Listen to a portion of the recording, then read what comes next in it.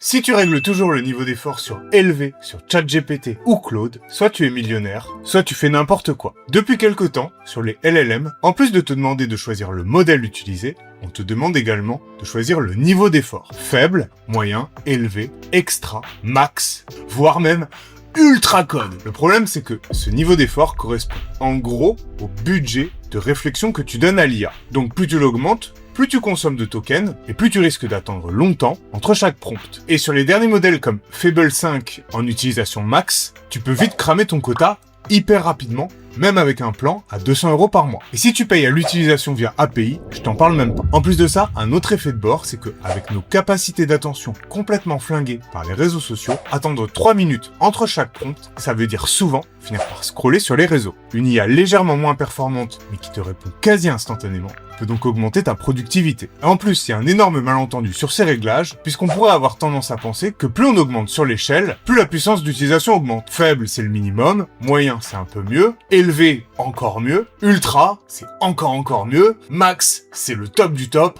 et ultra code, c'est le mode nucléaire. Explosion!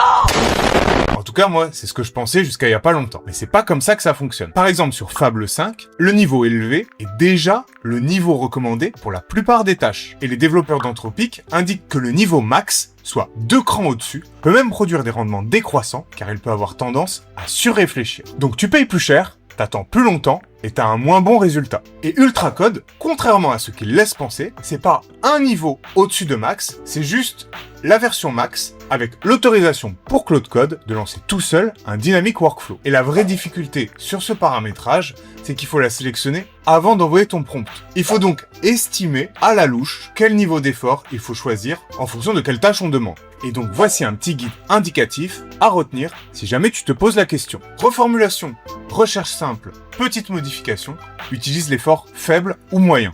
Analyser un document ou développer une fonctionnalité bien définie, utilise l'effort moyen ou élevé. Gros bug, décision d'architecture, plusieurs hypothèses à explorer ou travail autonome sur un gros projet, cette fois passe un niveau d'effort extra. Et max ou ultra code, c'est uniquement pour les problèmes exceptionnels ou alors si les niveaux d'effort précédents ont échoué. Parce que le bon réflexe, c'est pas de partir de tout en haut et de redescendre, mais plutôt de monter seulement quand la difficulté réelle du problème le justifie. Petite pépite pour terminer, j'utilise personnellement la plupart du temps Fable 5 en niveau faible et ça semble produire de meilleurs résultats que Opus 4.8 en niveau extra. Ça répond beaucoup plus vite et la consommation est vraiment pas si élevée, j'arrive à tenir presque toute la semaine sur mon quota. En résumé, pour retenir, pars du niveau le plus faible qui semble raisonnable et augmente uniquement quand le problème te prouve qu'il en a besoin.